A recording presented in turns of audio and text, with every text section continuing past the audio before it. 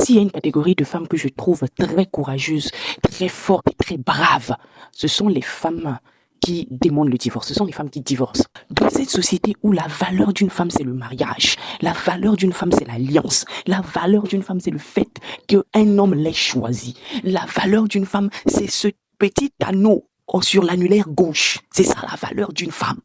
Ces femmes-là sont capables de se lever et de dire, on préfère perdre la valeur aux yeux de la société pour avoir la paix et la tranquillité, au lieu de vivre pour le regard des gens. Ces femmes sont très fortes, elles sont très puissantes. Aujourd'hui, je viens les rendre hommage.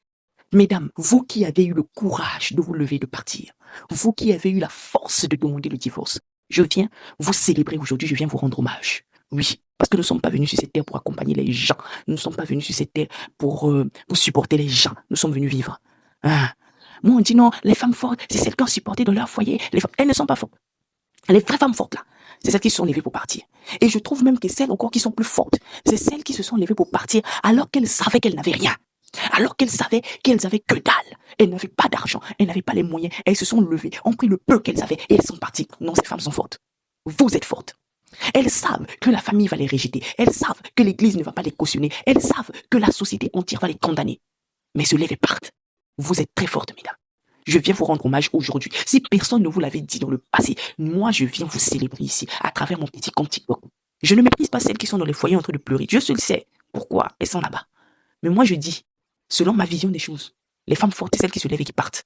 C'est-à-dire, elles ferment les oreilles à ce que la société dit. Elles ferment les oreilles à ce que leur famille va dire. Elles ferment les oreilles à ce que l'église va dire. Elles ferment les oreilles à tout. La mosquée et tout ça, elles ferment les oreilles. Elles se lèvent et partent. Elles savent qu'elles seront vilipendées partout. Elles savent que le respect qu'elles avaient en tant que femmes mariées, elles ne l'auront plus. Mais elles ont choisi la paix du cœur. Elles ont choisi la tranquillité d'esprit. Elles ont choisi l'amour propre. Elles ont choisi leur avenir. Elles se sont choisies elles-mêmes. Elles se sont levées et elles sont parties. Elles ont arrêté d'espérer. Elles ont arrêté d'espérer en un changement utopique. Elles ont arrêté d'espérer que leur homme devienne une meilleure personne. Elles se sont levées et elles sont parties. Bravo à vous. Vous êtes celle qui donnait vraiment une véritable leçon à ces hommes toxiques.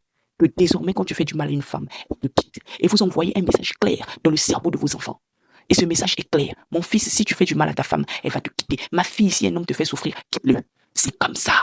En fait, nous, les femmes, nous devons normalement agir comme ça. Parce que les papas, oui, ils agissent comme ça. Quand une femme se comporte bizarrement, les hommes chassent et ça envoie un message clair dans le cerveau des enfants. Les garçons comprennent automatiquement que lorsqu'une femme se comporte mal, on la quitte.